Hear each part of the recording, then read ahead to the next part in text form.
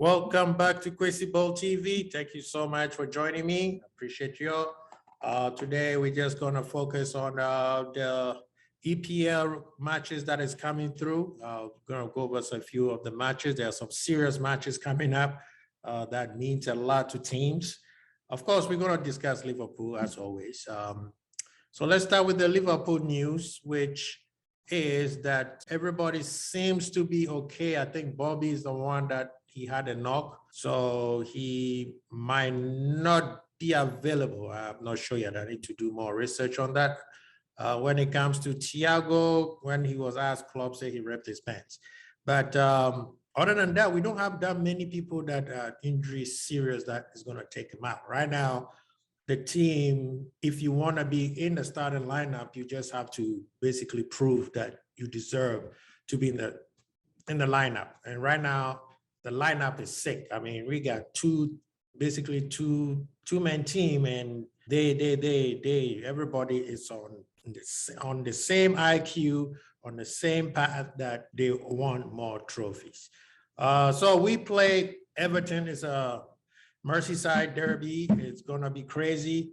Yes, we know that Everton is not doing too well. They fighting for survival right now. This match is going to be crazy. We cannot, just because we beat Manchester United 4-0 does not mean the same thing is going to happen. You know, usually and most of the time, form is out of the window when it comes to a derby, especially the Merseyside derby.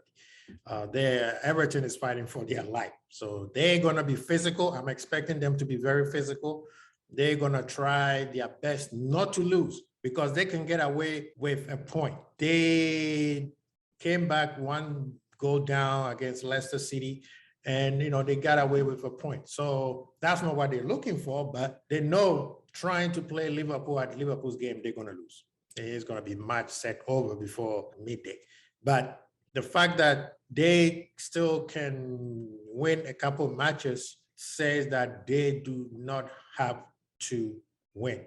They just have to not lose. So that makes the match very, very cagey. They're going to make it cagey because they know Liverpool needs 3 points.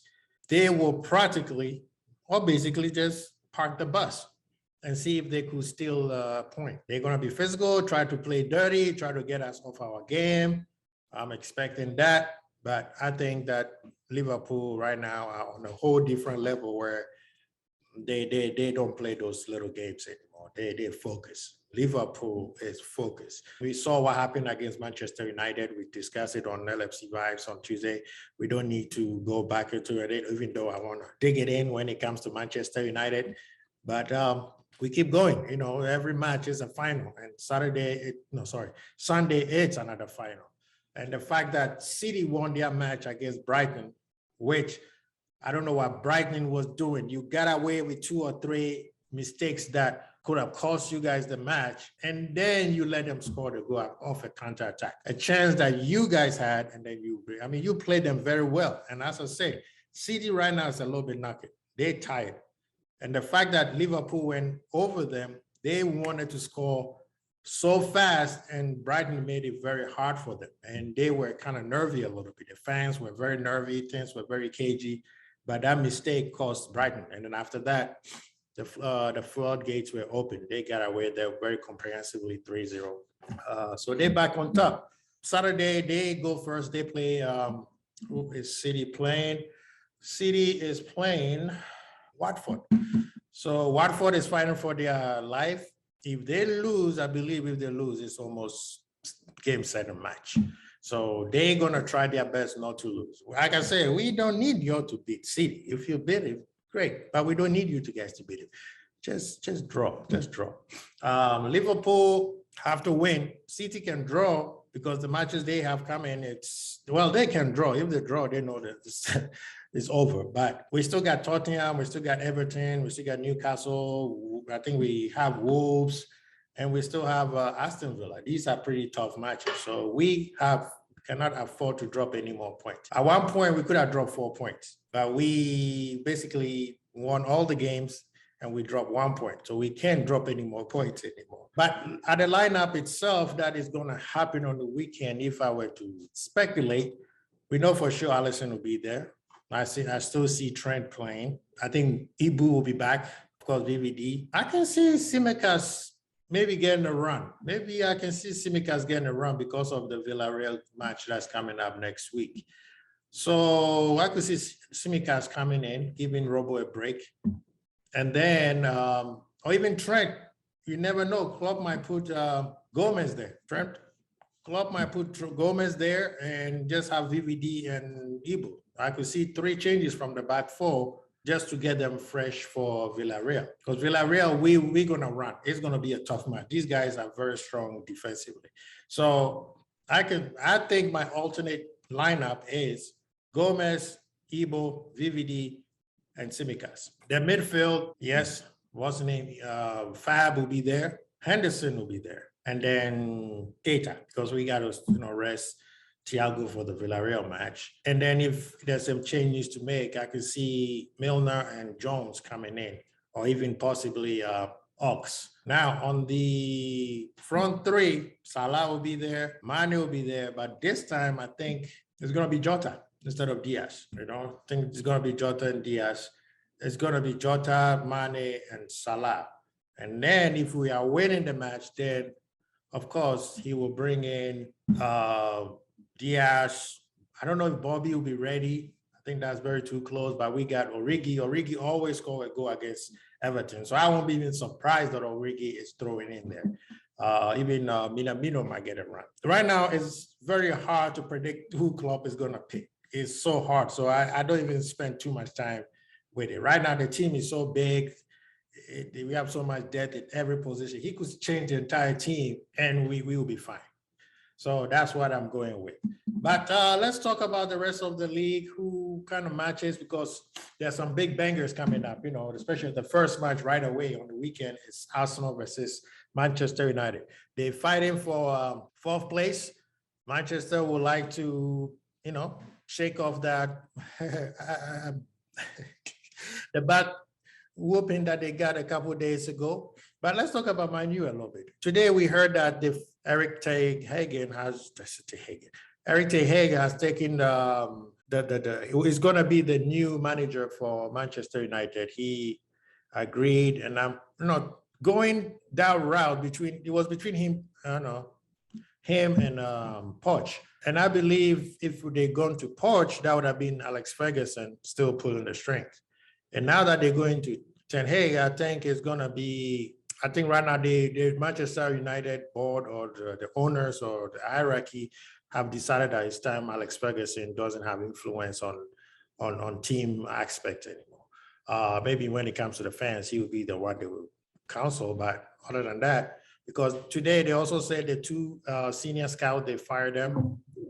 They also looking for new scout. They're making changes, which is correct, because from all the stories that are out there that he made some concession and had them put it on paper. I hope he put it on paper that they need this, they need that. Otherwise, he's not coming. So maybe it'll be a good thing for them. But Man United fans, you're not back yet. This is going to take a very, very long time.